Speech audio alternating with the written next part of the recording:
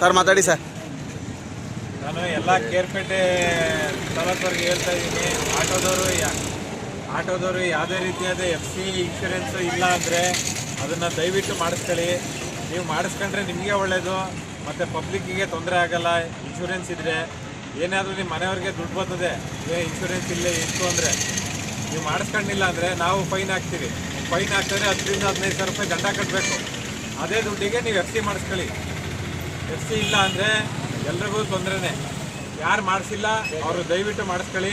ಈ ತಿಂಗಳು ಕೊನೆ ಒಳಗಡೆ ಮಾಡಿಸ್ಕೋಬೇಕು. ಈ ತಿಂಗಳು ಕೊನೆ ಆದರೆ ನಾನು ಬರ್ತೀನಿ, ಕೇಸ್ ಬರದೇ ಹೋಗ್ತೀನಿ. ಎಲ್ಲ ಆಟೋದವ್ರಿಗೂ ಹೇಳ್ತಾ ಇದ್ದೀನಿ. ಯಾಕೆಂದರೆ ಜನರದು ಜೀವದ ಪ್ರಶ್ನೆ ಇದು.